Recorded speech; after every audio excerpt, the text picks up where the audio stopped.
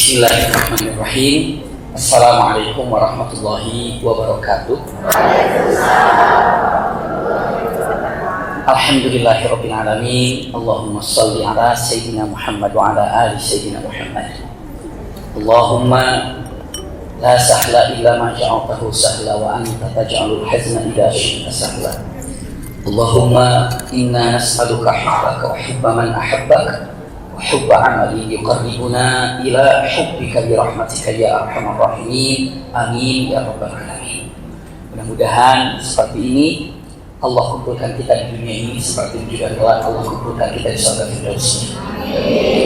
Seperti ini Allah berikan keimanan kita bersama keluarga kita. Semoga iman inilah yang dapat menyatukan kita bersama orang-orang yang kita cintai di surga Firdaus nanti. Amin ya rabbal alamin. Masya Allah tabarakallah. Tadi sudah dipaparkan bahwa yang namanya ketaatan seorang istri kepada suami itu sangat-sangat luar biasa sekali. Masya Allah luar biasa. Sangat berpengaruh di dalam kehidupan keluarga. Ingat, usikum wa iyaya nafsi bitaqwallah.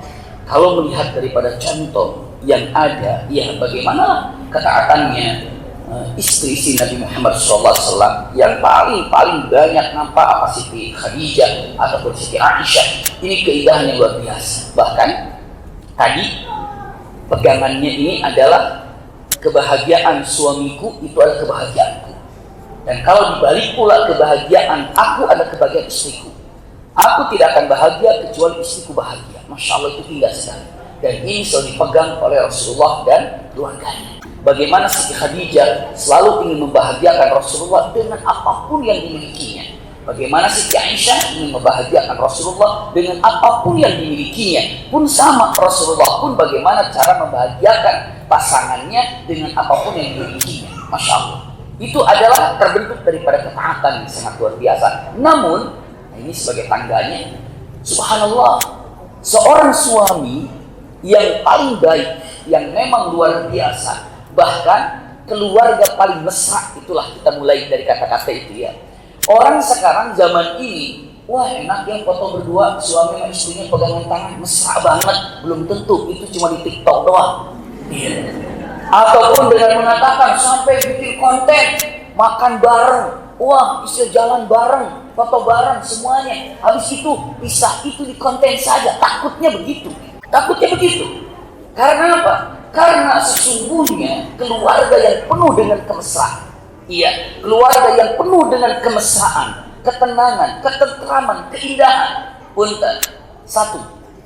Kalau pakai satu berarti ada dua, nanti ada tiga, berarti lu bertanggung jawab. Satu, Di antaranya, kalau seandainya mengatakan siapa keluarga yang benar-benar, Masya Allah, penuh dengan ketentraman, kemesraan, keindahan, kenyamanan, ini keluarga ini. Ini semua bergantung kepada suaminya.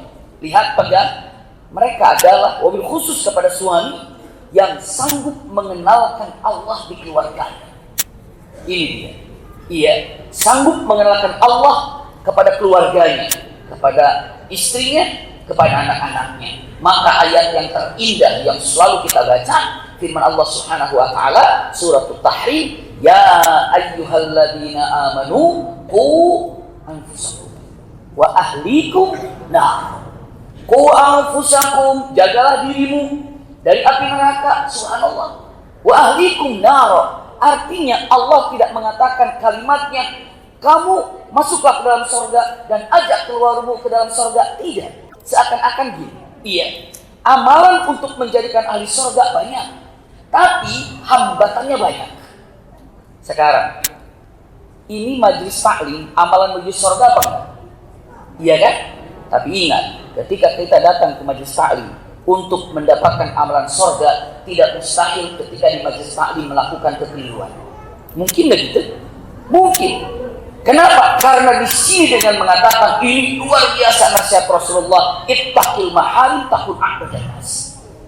Artinya jauhkanlah dirimu dan keluargamu dari hal-hal yang diharamkan oleh Allah, maka engkau menjadi ahli ibadah. Ternyata ahli ibadah itu bukan, ingat ya, ahli ibadah itu bukan yang rajin ke masjid, yang rajin baca Quran, rajin puasa Senin Kemis, tapi ahli ibadah itu yang sanggup menjauhkan dirinya dari maksiat.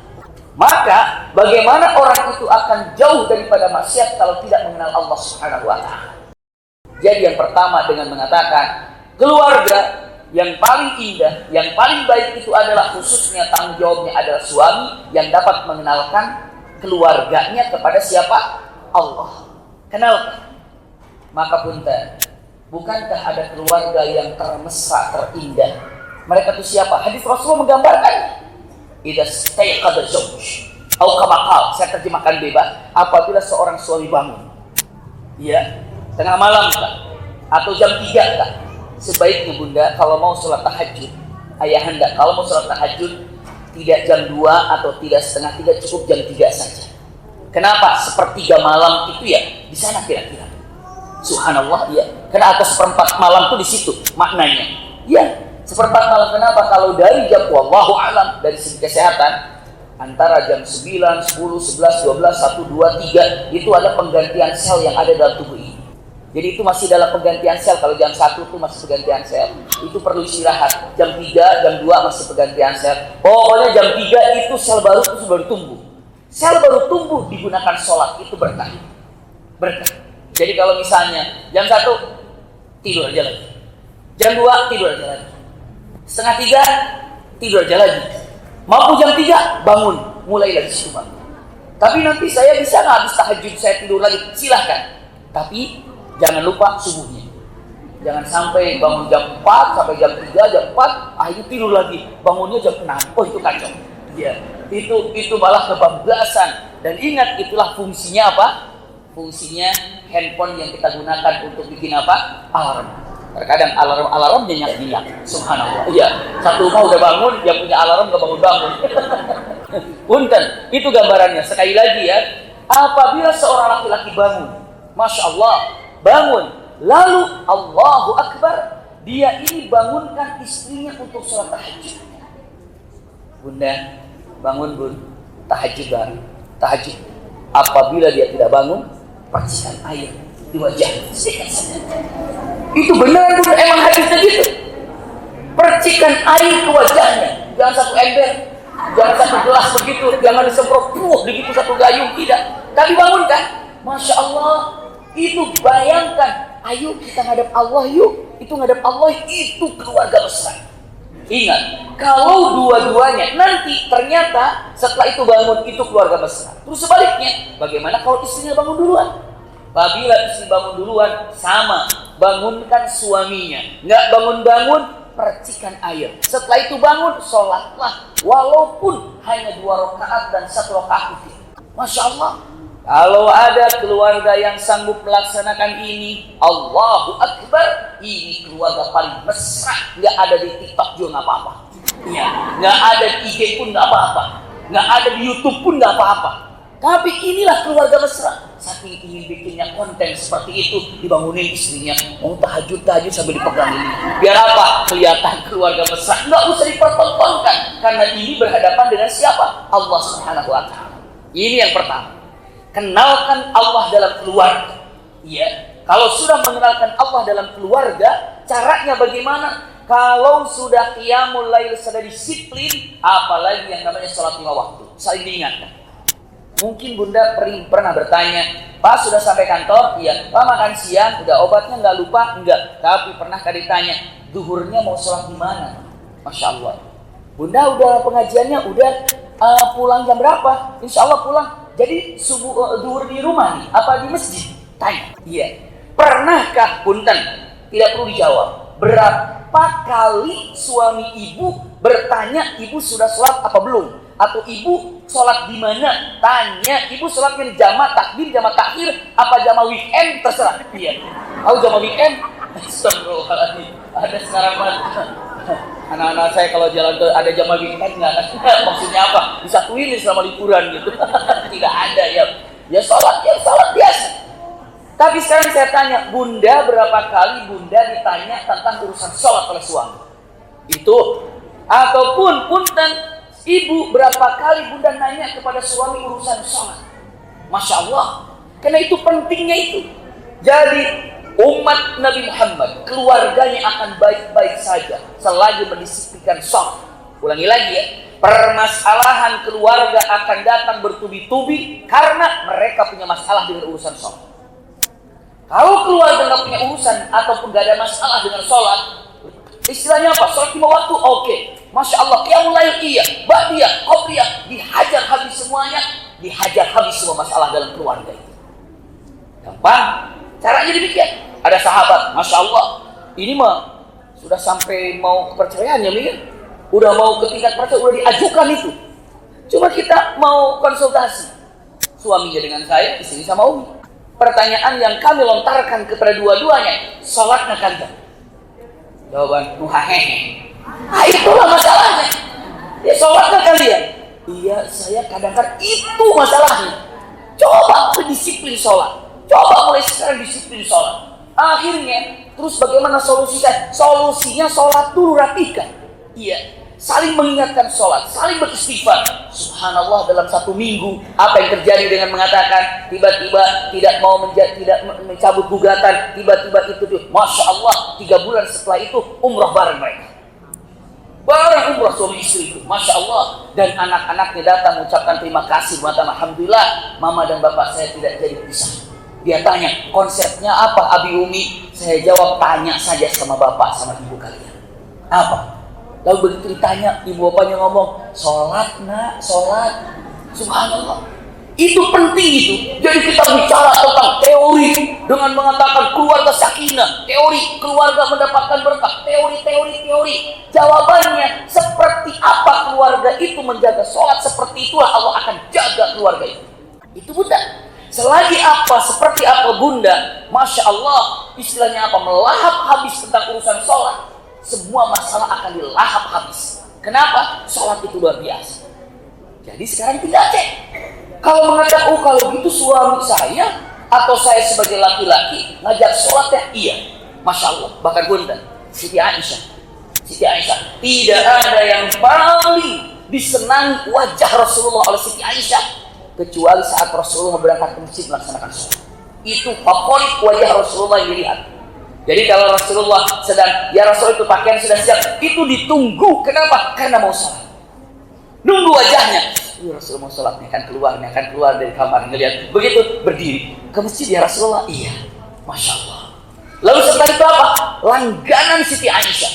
Ya Rasulullah sebelum ke masjid. Karena kalau mau sholat kan rapi semuanya. Sebelum ke masjid doakan aku dulu dong. Itu langganan. Rasulullah duduk sebelum ke masjid.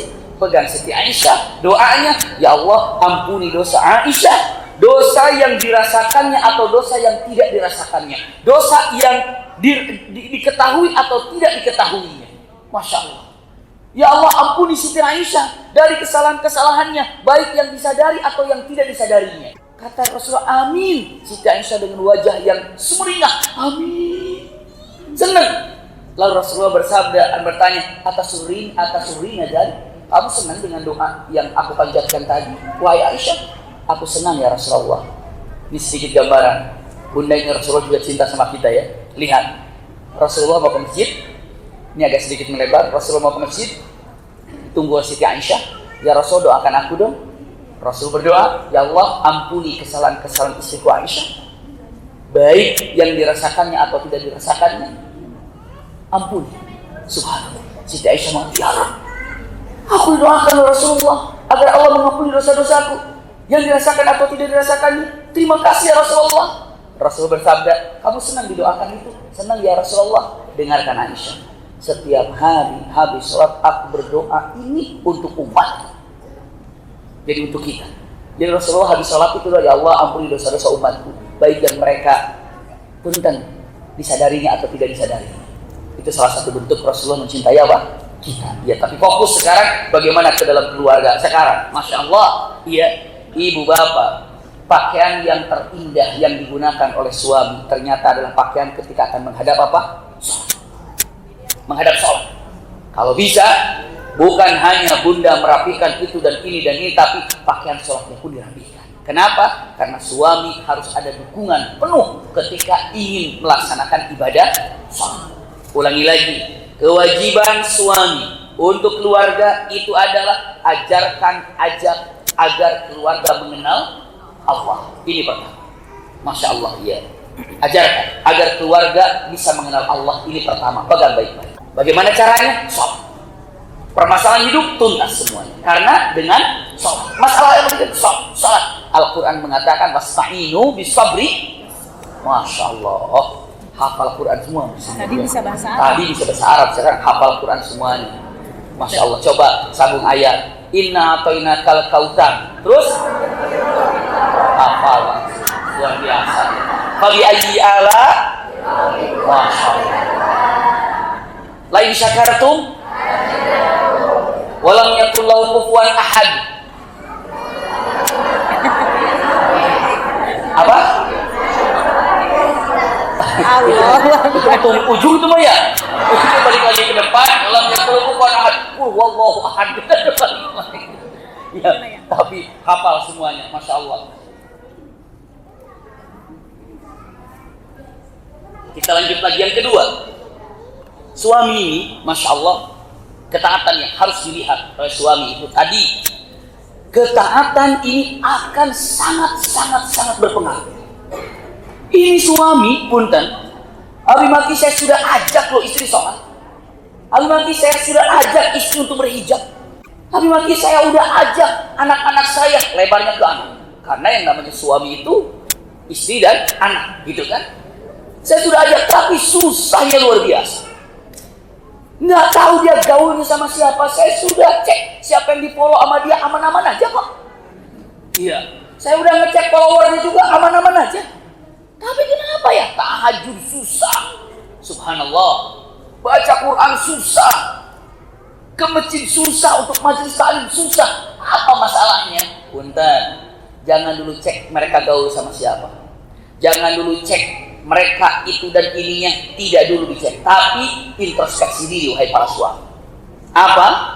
Pertanyaannya adalah, saya kasih makanan apa untuk anak-anak dan istri saya?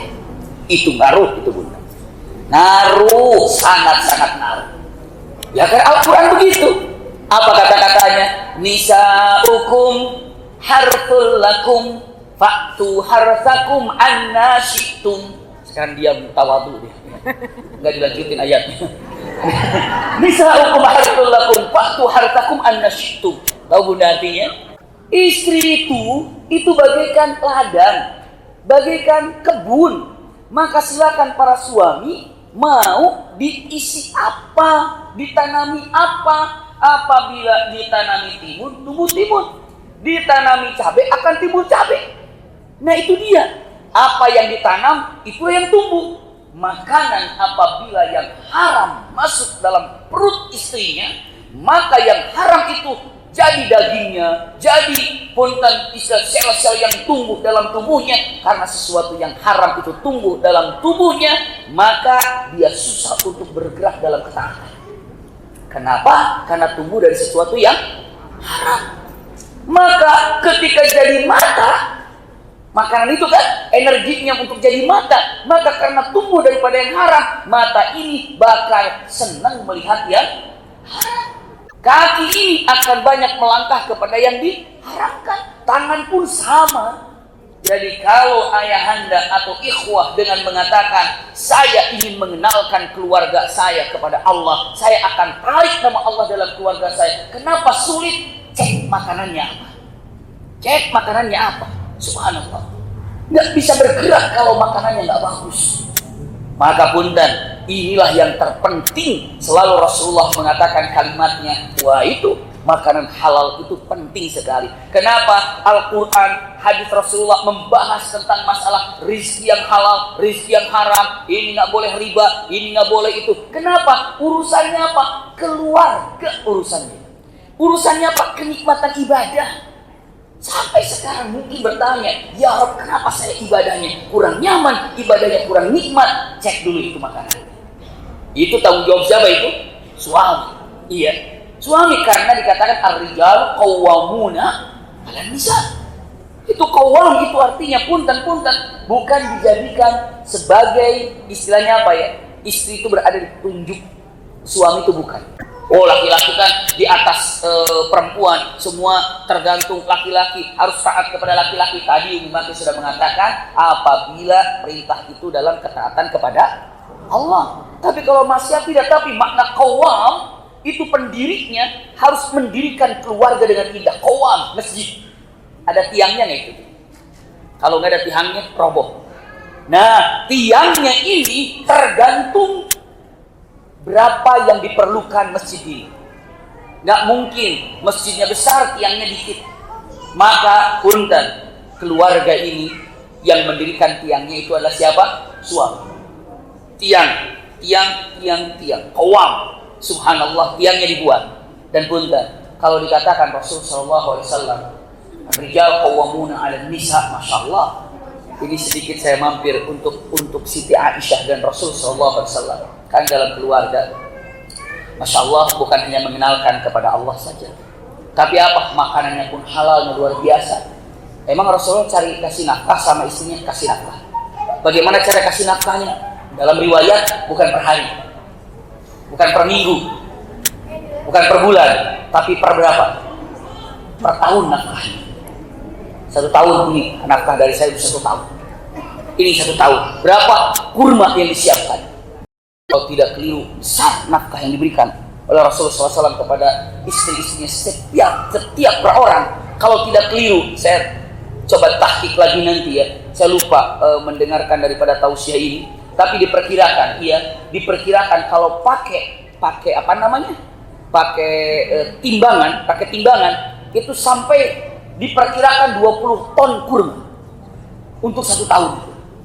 20 ton ini untuk istrinya. Tapi kok kadang-kadang Rasulullah nggak menemukan makanan di rumahnya karena istrinya hobi sedekah juga.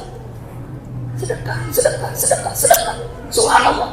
Hobinya itu sedekah. Masya Allah. Sampai ketika Rasulullah SAW menyembelih kambing, lalu dengan mengatakan Siti Aisyah, subhanallah, ingin berbuat sedekah, maka ini disedekahkan. Lalu ditanya Rasulullah, ada sisanya nggak? Sisanya cuma punggungnya ya Rasulullah. Dilihat, oh kembali, yang sisanya itu yang sudah diinfakkan, ini bukan sisa. Maksudnya apa? Justru sisanya itu yang bisa diambil di mana? Di akhirat. Sisanya itu yang kepalanya, yang kakinya, yang pahanya itu semua sisa. Itu bukan sisa. Kenapa? Karena kita yang makan. Habis di sini. Tapi sisanya itu adalah yang dikirim kemana? Ke akhirat. Maka istri-istri Nabi ketika mendapatkan nafkah begitu, mereka katakan, saya akan sisakan. Ternyata disisakannya di mana? Di akhirat. Sedekah. Masya Allah. Itu gambarannya. Iya. Beberapa riwayat dengan menyatakan kalau Rasulullah SAW memberikan nafkah kepada istrinya luar biasa, yang halal. Iya. Dan punten, saya sampaikan juga ini. Tadi agar tidak lupa. Yang pertama, kenalkan keluarga dengan Allah. Yang kedua, jaga apa tadi? Jaga makanan. Itu tanggung jawab siapa? Suami. Jaga makanan. Subhanallah. Jadi terkadang nggak ada, ya kita nggak enak juga ketika nih bulanan. Mungkin bapak dan ibu juga nggak pernah ada komunikasi ini. Ini bulanan halal ngapa? Jangan nanya.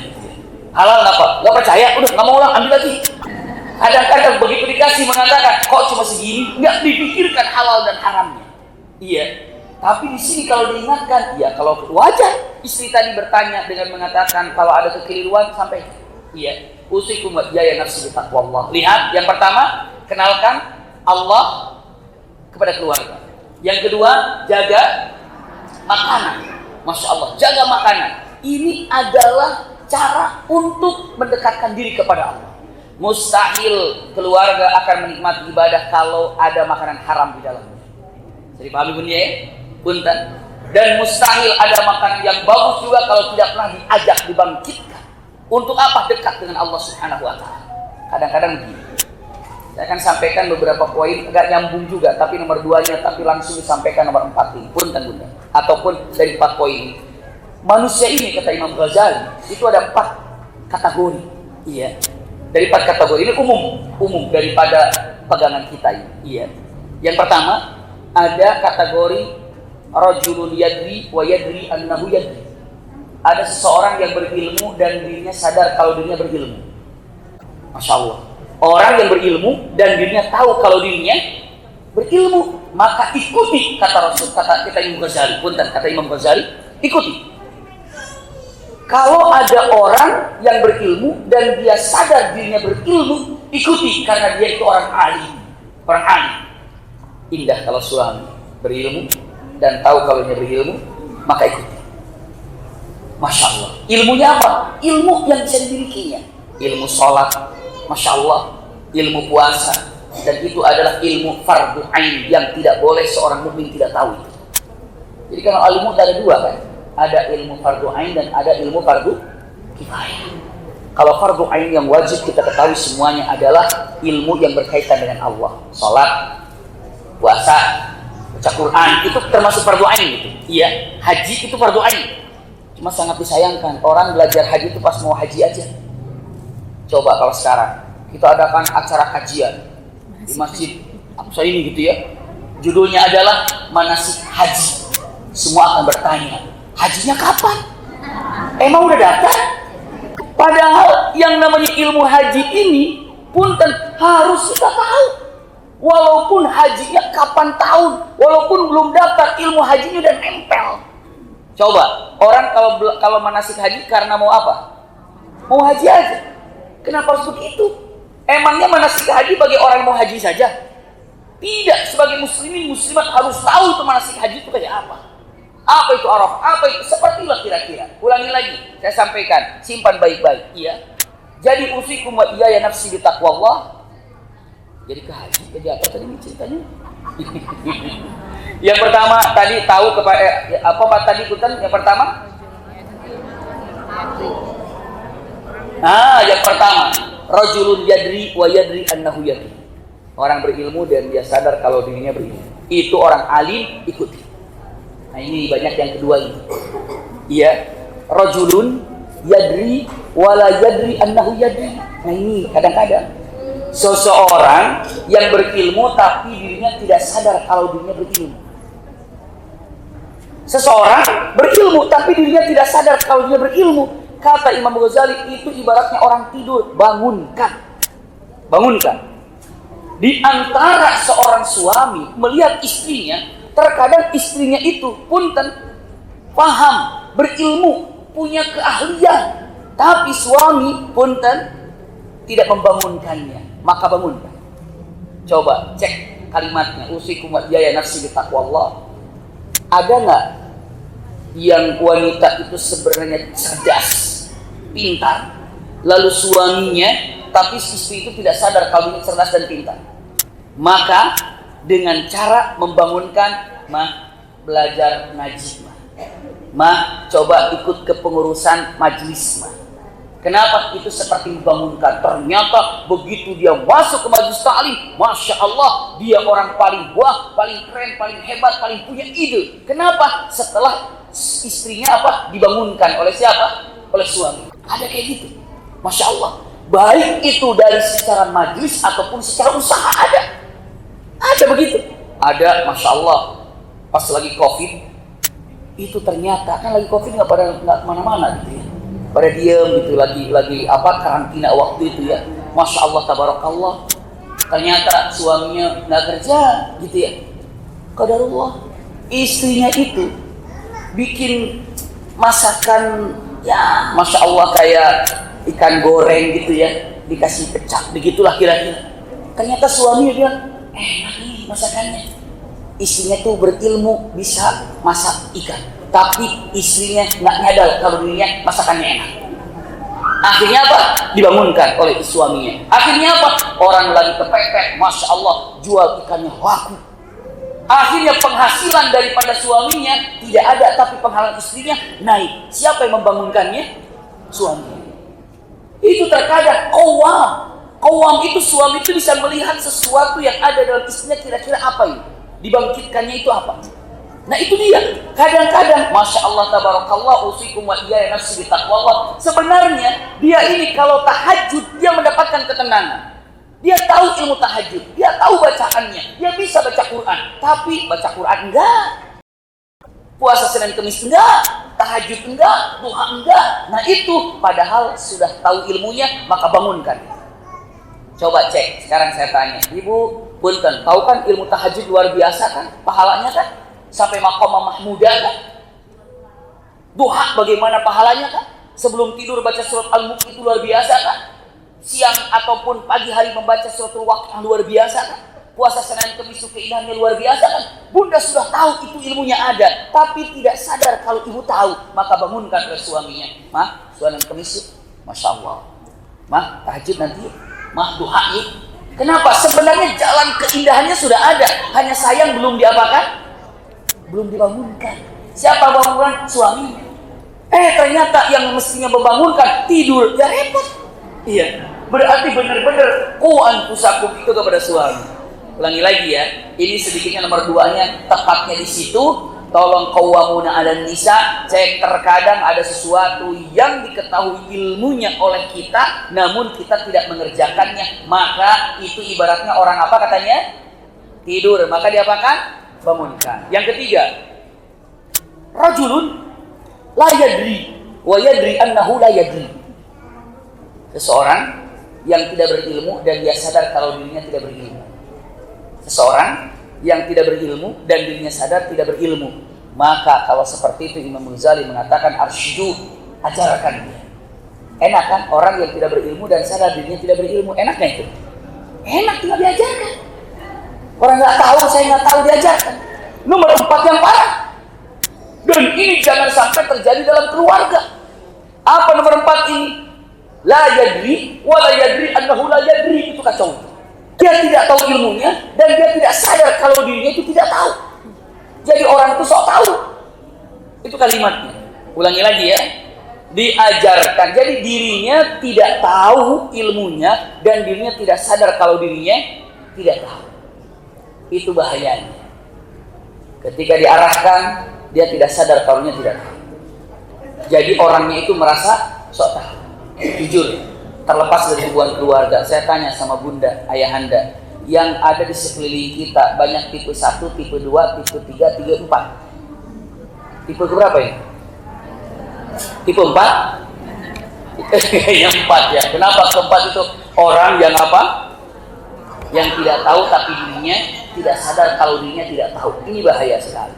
Apalagi di dalam rumah tangga. Masya Allah, tabarakallah ya. Jadi dengan mengatakan kata-katanya, 1, kenalkan Allah. Yang kedua apa tadi? Masya Allah, punten. Nomor 2-nya itu adalah jaga makan. Ketiga, punten. Ini penting sekali. Allah itu tidak bisa dipisahkan dengan Rasulullah. Maka terangkan dan kenalkan siapa itu Rasulullah SAW. Siapa itu Rasulullah? Masya Allah. Lihat bunda, ayahanda simpan baik-baik. Kalau tadi kan, ketika mengenalkan Allah, beres semua masalah. Gitu kan? Ketika dijauhkan daripada yang haram, makanan ini nikmat ibadah. Itu konsepnya. Ulangi lagi. Ketika mengenalkan dengan Allah, sebuah keluarga dikenalkan dengan Allah, beres masalah. Ya kan? Lalu yang keduanya, ketika makanan haram ini dibuang, maka nikmat ibadah. Masya Allah. Dan ini ketika dikenalkan dengan Rasulullah, berkah keluarga. Rumah berkah, motor berkah, uang berkah, anak berkah, suami berkah. Itu keberkahan itu dengan Rasulullah. Coba cek baik-baik. Kalau bunda, ayahanda bertanya mengatakan, mana buktinya keberkahan ini? Ketika kan rumah tangga itu pengen berkah kan? Di mana ada keberkahan dalam rumah tangga kalau jauh daripada Rasulullah? Kalau saya ulangi lagi. Bagaimana masalah akan selesai kalau jauh dari sholat? Bagaimana anda nikmat ibadah kalau makanan haram masuk? Bagaimana keluarga akan berkah kalau jauh daripada Rasulullah? Masa iya? Cek baik-baik. Bunda, ayahanda, simpan baik-baik dalam sedikit sirah nabawiyah saya gambarkan. Tidak pernah ceritanya di mana ada Rasulullah di situ, lalu di situ hilang berkah. Justru Rasulullah ada di sana, berkah itu ada. Berkah itu ada. Ingat Halimah, ibu angkatnya, ibu susunya Rasulullah.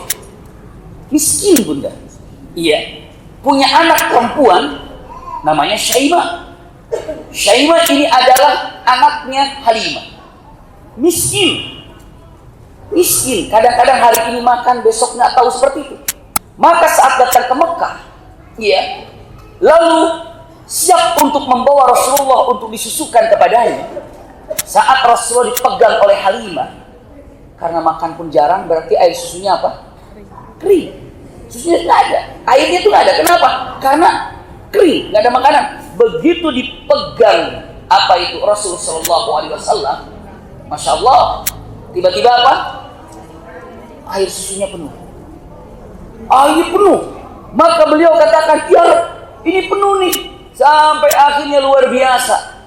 Saking akhirnya air susunya padat, air susunya penuh, yang sangat luar biasa. Ya kalau ibu punya anak gitu kan, lalu setelah itu ada anak susu, lalu itu anak biologis, anak ibu asli gitu ya, punten yang ibu kandung, ibu lahirkan. Begitu dipegang ini anak angkat atau anak susu gitu ya, tiba-tiba penuh, kita secara naluri ibu mau mendahulukan siapa? Anak sendiri kan? Disimpan Rasulullah, diambil Syaimah. Begitu Syaimah disusukan, Syaimah nolak. Syaimah nggak mau. Dikasih nggak mau. Yang kanan nggak mau, yang kiri nggak mau. Ini kenapa sih nggak mau? Disimpan Syaimah, ambil Rasulullah, baru Rasulullah minum. Setelah Rasulullah minum, ambil Syaimah, baru Syaimah mau. Punten ini menunjukkan, punten bayi aja tahu nggak mau didahului atau nggak mau mendahului Rasulullah. Itu lagi kecilnya mungilnya begitu, bunda. Tapi keberkahan ada, air penuh. Begitu pulang ke Halimah atau ke Bani Sa'ad, Masya Allah, ini kambing yang dibawa oleh Halimah, yang dipelihara kan karena gembala. Itu kambing itu setiap bergerak kaki kambing itu tumbuh rumput. Gerak tumbuh rumput. Jadi rumput itu tumbuh di mana ketika saat Halimah mengembalakan kambingnya. Kenapa? Keberkahan Rasulullah. Keberkahan Rasulullah. Bagaimana ketika Rasulullah hijrah? Lagi hijrah kan? Sampai di hijrah apa yang terjadi? Karena kehausan, nggak ada air, nggak ada apa. Lalu apa yang terjadi? Rasulullah SAW berhenti di salah satu, mungkin zaman sekarang namanya rest area. Berhenti rest areanya pada waktu di tempatnya Ummi Mu'bid. Di Ummi Mu'bid nggak ada minuman, nggak ada apa-apa. Ternyata cuma ada seekor kambing yang sudah tua. Lalu kata Rasulullah, ini punya siapa ini? Punya Ummu Mu'bid. Boleh nggak saya ambil air susunya? Bagaimana mungkin? Sakit kering, nggak mungkin punya susunya. Rasulullah SAW dipegang kambing itu dan keluar susunya. Dan akhirnya bisa dikeluarkan dan bisa diminum. Kenapa? Berkah. Kenapa ada Rasulullah? Sekarang, apakah Rasulullah ada di sekeliling kita sekarang? Ada, tapi dalam hati kita. Maka Allah yu'adzibahum wa anta fihim, bahasanya fihim. Atau dalam ayat wa fika Rasulullah, artinya apa? Di dalam hatimu ada Rasulullah. Selagi keluarga dikenalkan dengan Rasulullah, siap-siap keberkahan berlimpah. Berlimpah, ini konsepnya ini. Berkah harta, Masya Allah, berkah anak, berkah suami, berkah istri, berkah ilmu. Kenapa? Kalau dengan mengatakan bagaimana caranya keluarga ini membawa keberkahan, tanamkan Rasulullah. Sekarang berapa banyak keluarga kita mengenal Rasulullah, anak kita mengenal Rasul itu berapa banyak? Dan tidak ada di antara kita anak-anak kita yang nggak kenal Avengers, itu nggak ada. Insya Allah semua tahu. Kemarin kami ada belum lama kajian anak-anak yatim, Masya Allah, kajian yatim gitu ya. Di depan ada dari mulai kecil, dari udah mulai SMP ke bawah lah, kira-kira ada kumpul semuanya. Kasihan di depan-depan gitu. Bayangin aja acaranya mungkin dari jam berapa kami datang, memang sudah targetnya begitu. Saya kebagian untuk tausiahnya jam 10, sementara yatim ini datang dari jam 8 untuk dikasih itu dulu, terus dikasih makan. Ya habis makan langsung tausiah. Itu pada di depan itu pada ini nganjuk. Saya nggak bangunin, kasihan anak-anak kan, dibiarkan aja. Ya udah tempatnya nyaman, bagus, AC di mana-mana gitu. Kita tausiah, padahal saya tausiah juga kenceng gitu suara, tapi udah kasihan anak-anak. Duduk, udah saya bilang jangan sama pengurus, jangan dibangunin, biarin aja. Subhanallah itu. Begitu saya sampaikan, siapa yang di Avengers itu yang pakai apa? Batunya banyak semua jadi kuat gitu ya. Ada yang teriak, Thanos katanya. Nyamuk. Kalahnya sama siapa? Itu siapa baju merah itu? Iron Man, semua tahu tuh ya. Semua tahu. Itu anak-anak itu semua tahu. Sampai saya katakan, di mana ini nih? Semua tahu. Kenapa coba gambarkan? Karena mereka ini disuguhkan dengan yang seperti itu. bagaimana keberkahan rumah tangga ini kalau seandainya anak kita Sayyidina Bilal aja nggak kenal, Umar bin Khattab aja kenal, Abu Bakar aja nggak kenal, bagaimana gitu? Coba renungkan itu, Bunda. Kalau seandainya mengatakan berbicara tentang keberkahan keluarga, keberkahan keluarga, konsepnya satu, sebesar apa keluarga kita dekat dengan Rasulullah, itu konsep keberkahan. Saya ingin menikmati ibadah, konsepnya adalah masih ada nggak yang haram masuk dalam rumah tangga kita ini. Konsepnya, aduh saya banyak masalah dalam rumah tangga ini, konsepnya sholatnya seperti apa, itu. Ulangi lagi ya, saya baru sampaikan 3 ini, semua ada 70 ini. Enggak, Bunda, enggak. Ya, konsep yang pertama itu adalah apa tadi? Sholat. Ajak suaminya sholat, atau suaminya ajak keluarga sholat. Istrinya, anaknya, Masya Allah, ajak untuk sholat. Karena ini adalah kebahagiaan yang sangat luar biasa. Sampai kemesraan yang indah. Masya Allah. Tadi, keluarga yang mesra itu saling membangunkan apa? Tahajud. Jujur, punten, gak usah angkat tangan, gak usah ngaku, gak usah apa, tawadhu saja.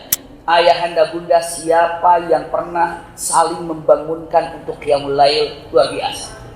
Saya masih ingat orang tua kami, Masya Allah, orang tua kami almarhum, iya, subhanallah.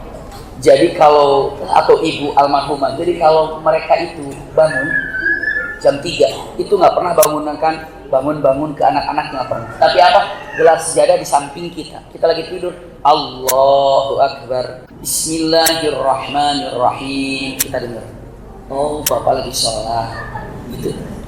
Itu nggak pernah ngajak. Kalau nanti itu kan tiap malam begitu kan, kita jadi terbiasa dengar jam segitu baca Quran kan. Subhanallah, kalau nggak bapak ibu, kalau nggak ibu bapak, akhirnya sudah terbiasa. Itu caranya membangun tahajud itu ternyata tidak tahajud. Ini kadang-kadang mau bangun anak, kuncinya kamarnya dikunci, gimana ini? Akhirnya sholat di depan kamarnya. Ya. Begitu Allahu Akbar, anaknya bangun, ada kunting dari mana katanya? Astagfirullahaladzim. Jadi mengatakan saking nyamannya nikmat Allahu Akbar. Masya Allah, nikmatnya setelah itu kita bangun. Oh, sholat ya? Oh, sholat. Akhirnya kita bangun. Lalu ngomongnya mengatakan, enggak ngantuk, enggak. Saya waktu ini 2 rakaat, Ustaz aku sholat 2 rakaat. Oh iya Pak, 2 rakaat.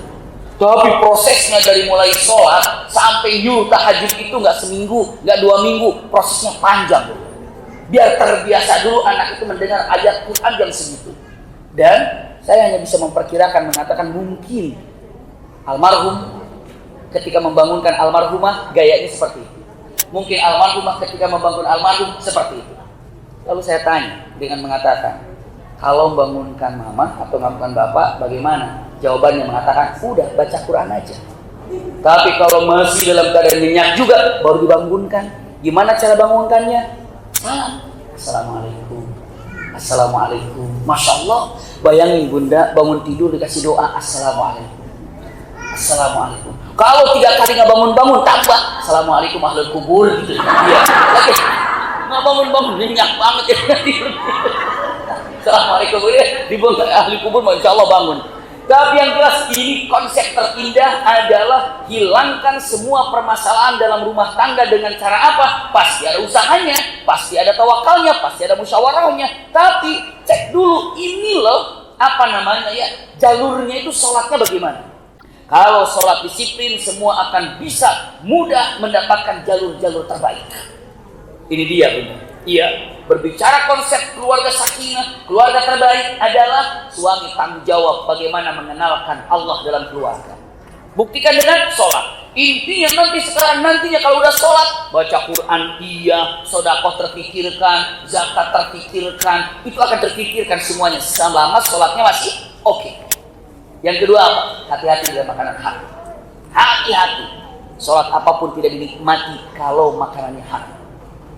Zikir nggak nikmat, tahajud nggak nikmat, duha nggak nikmat kalau seandainya makanan yang di perut ini haram. Iya. Yang ketiganya apa tadi? Kenalkan dengan Rasulullah. Keberkahan itu akan tumbuh apabila berkahnya kenal dengan Rasulullah. Kenalkan. Iya. Baru 3 ya. 4. Subhanallah. Kita sambungkan. Berarti sholat.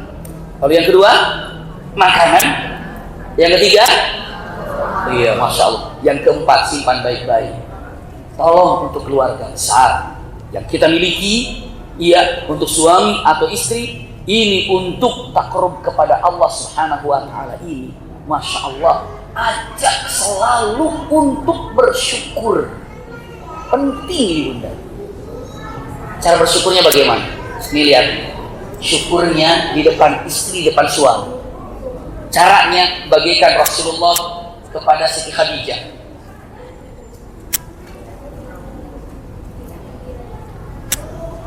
Kepada Siti Khadijah atau Khadijah kepada Rasulullah. Lihat begini doanya. Ibu punten, yang menanamkan cinta suami kepada ibu itu siapa? Jawabannya nggak boleh ragu, Allah.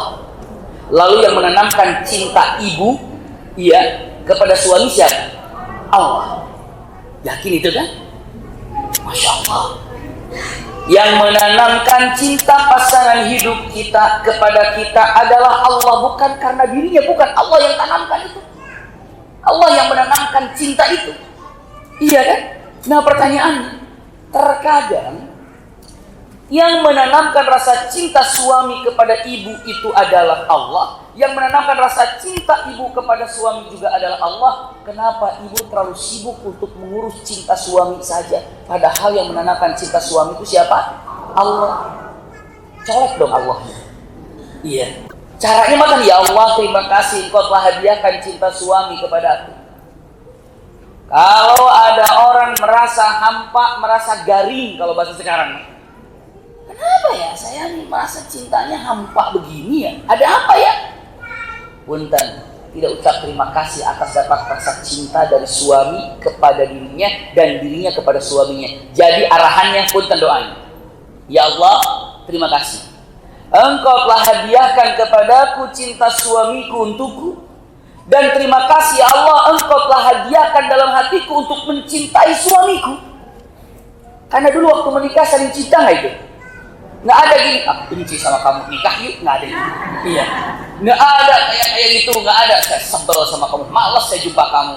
Terus apa? Kita kawin yuk, nggak ada. Kita nikah nggak? Nikah itu karena dua-duanya rasa apa? Cinta. Tahu Bunda, cinta itu hadirnya dari siapa? Allah.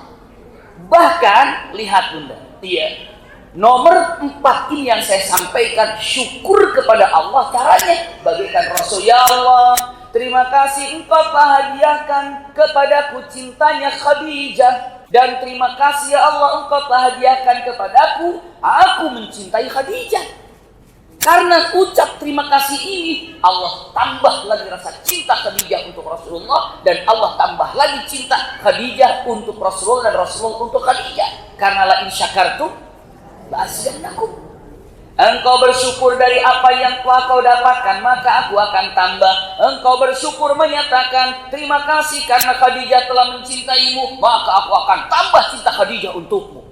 Dan engkau telah bersyukur kepadaku karena engkau telah mencintai Khadijah, maka aku akan tambah cintamu kepada Khadijah. Itu dia Bunda. Doa syukur kepada Allah. Ya Allah, bila perlu suaminya jentulkan di depan. Jentulkan itu apa ya? Menjentul itu apa ya? Ngejentul itu apa ya? Ya, berada di depan suami, Bapak izinkan saya untuk bersyukur kepada Allah. Atau gini doa, ya Allah, terima kasih ya Allah, Engkau telah hadiahkan cinta suamiku untukku. Dan terima kasih ya Allah, Engkau telah berikan cintaku kepada siapa? Istriku. Setelah itu nanti Allah akan tambah rasa cinta itu. Bisa dipahami itu ya? Allah akan nambah, Allah akan tambah. Terakhirnya, biar ganjil. Berapa ini? Nomor 5. Iya. Untuk ganjil nomor tadi, nomor 3 ini untuk bersyukur. Itu kan? Syukur kepada siapa? Kepada Allah. Jangan sibuk bagaimana caranya suami saya ini nggak pergi kemana-mana biar suami ini kesemsem sama saya. Lupa yang membuat dulu cinta itu Allah. Maka coleklah Allahnya. Beres. Bisa dipahami Bunda ya? Allah yang punya.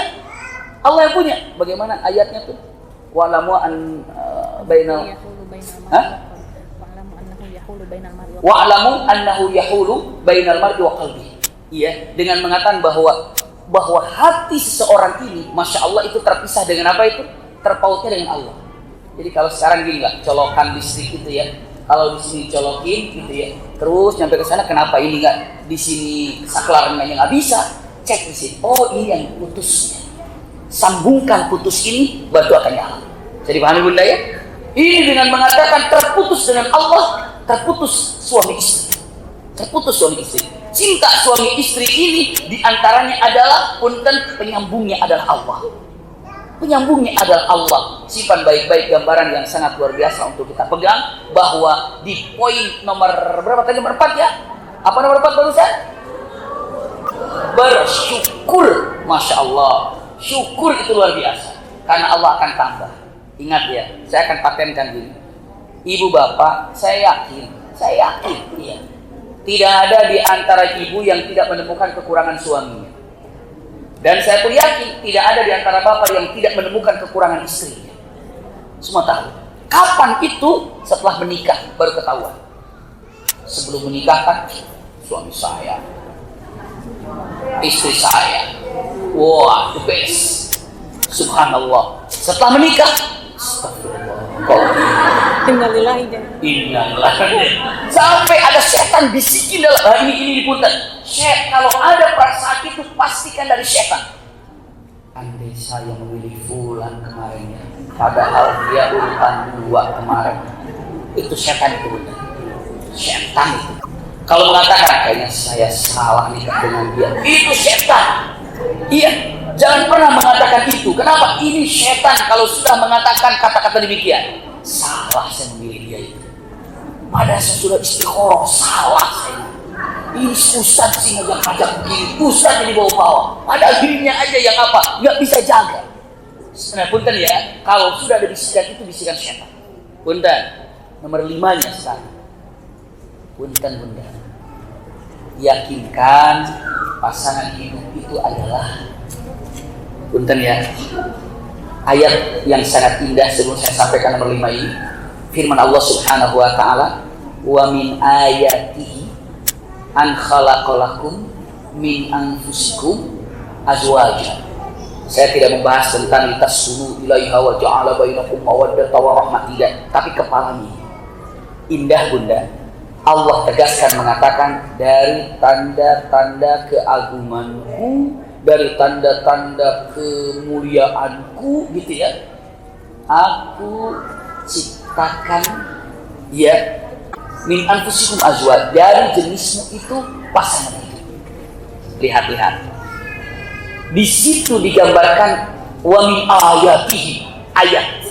Bunda tahu ayat? Ayah anda tahu ayat?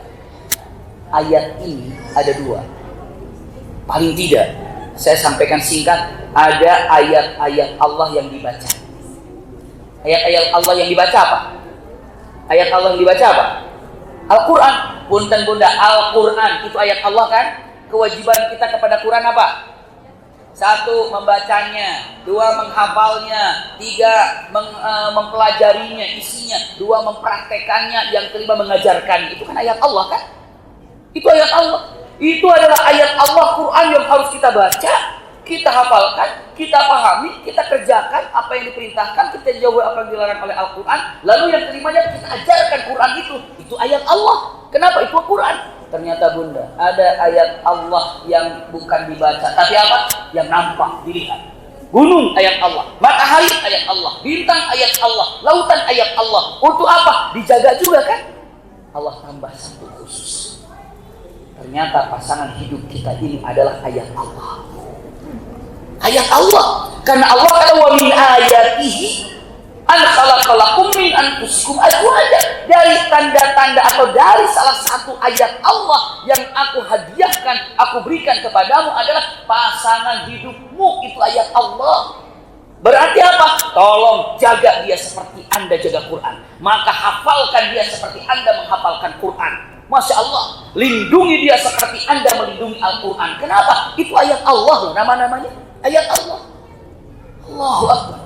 Ini ayat Allah. Seandainya punten, pasangan hidup ini tahu yang di sampingnya itu adalah ayat Allah, Masya Allah, luar biasa.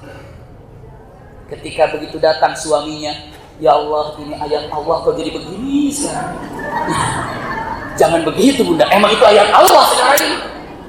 Ini ayat Allah, ini istri saya, oh ini istri, oh ini ayat Allah datang kepada saya. Makanya begitu datang, hei ayat Allah, jangan begitu juga. Kenapa? Emang itu ayat Allah yang maksudnya apa? Sampai Allah memuliakan Di antara pasangan hidup ini dia mengatakan itu ayat-ayatku. Kalian pahami isinya, pahami hatinya, jaga perasaannya. Maka keluarlah Al-Quran mengatakan wa ashiruhunna bil ma'ruf. Ini poin terakhir. Wa ashiruhunna bil ma'ruf itu apa? Maka gaulilah, perlakukanlah pasangan hidupmu dengan ma'ruf. Dengan ma'ruf itu apa? Dengan baik. Tatapanmu baik, Masya Allah. Lisanmu baik, tanganmu baik. Maka perkataan yang sangat indah Rasulullah mengatakan khairukum li ahlikum wa ana khairukum li ahli. Sebaik-baik di antara kalian adalah orang yang terbaik kepada keluarganya, dan aku adalah punten orang yang terbaik untuk keluarga. Jadi kalau ditanyakan salah satu ibu bapak mengetahui itu orang baik atau tidak, keluarganya yang tahu. Keluarganya yang tahu. Lihat saja keluarga seperti apa dalam kehidupan keluarganya, itu adalah baik. Yang paling tahu suami itu baik atau tidak, istrinya. Yang paling baik, yang paling tahu istri itu baik atau tidaknya, itu adalah siapa? Suaminya. Berarti saya sampaikan punten 5 poin. Hari ini dia mengatakan tanggung jawab suami untuk mendekatkan diri kepada Allah dalam sebuah keluarga. 1, kenalkan keluarga kepada Allah. Intinya coba dalam sholat seperti apa, karena itu adalah hubungan kita dengan Allah. Yang kedua, jaga makanan. Dengan sholat selesai masalah, ya. Makanan nikmat ibadah. Rasulullah datang berkah. Syukuri atas dua-duanya. Cinta itu yang hadir, maka akan Allah tambah lagi cintanya. Yang kelima, sampaikan kalau kita ini masing-masing adalah ayat Allah untuk saling menjaga, saling dijaga, saling dimuliakan, saling dilindungi. Kalau saja ayat Allah Quran ini Masya Allah disimpan di tempat kepala atau di tempat yang tinggi, maka utamakan keluarga. Walau bagaimana. Sebagai penutupnya, simpan baik-baik. Ini Rasulullah ini ketika keluar masjid waktu malam-malam, sahabat, ya Rasulullah, makan di rumah saya Rasulullah. Ayo silakan ya Rasulullah, makan di rumah saya. Rasulullah cuma mengatakan kata, oh iya, udah disiapkan makanannya. Iya ya Rasulullah, makan bersama di rumah saya. Oh iya, terima kasih ya, saya nggak bisa. Nggak, datang lagi. Ya Rasulullah, makan. Beberapa hari berikutnya ada yang ngajak lagi. Rasulullah bilang, di rumah kamu? Iya. Aduh maaf, saya nggak bisa. Kapan sekarang? Aduh maaf, saya nggak bisa. Tiba-tiba ada satu orang mengatakan, ya Rasulullah, makan malam di rumah saya. Boleh ajak Aisyah ya Rasulullah? Rasulullah bilang, oke, saya bisa. Ternyata ditanya, ya Rasulullah di rumah kalian nggak mau, di rumah ini nggak mau. Kenapa di rumah itu mau? Jawabannya apa? Karena tidak ada di antara mereka yang mengundang istri saya. Karena itu adalah jatah istri saya. Tapi begitu kamu ngundang makan di rumah saya, masa saya ngomong istri saya boleh dibawa? Masa gitu? Saya diam aja. Makanya saya bilang saya tidak bisa. Kenapa? Karena ini jatah istri saya. Ketika manggil lagi makan di rumah saya, aduh saya nggak bisa makan. Tapi begitu pulang ngajak, ya Rasul makan di rumah saya, ajak istrimu Aisyah ya Rasulullah. Maka Rasul bilang, saya bisa. Kenapa? Karena dia ngundang saya dan istri saya. Kenapa? Itu jatah istri saya. Maka saya nggak mungkin bisa pergi tanpa ada istri saya. Jadi saya harus makan bersama istri saya. Masa itu Rasulullah pegangan utama. Kalau mengatakan mau undang ya, jangan bilang istri saya ya. Astagfirullahaladzim. Itu mah kebolak-balik jadinya. Justru Rasulullah ini pun nggak bisa keluar kalau jatah istrinya beliau sallallahu alaihi wasallam bersama istrinya, kecuali kalau yang ngundang itu yang diundang juga siapa? Istrinya Bapak Rasulullah bisa hadir. Ini menyatakan kalau yang mengatakan keluarga ini adalah aula. Maksudnya apa? Diprioritaskan dalam kehidupan. Wallahu a'lam bishawab.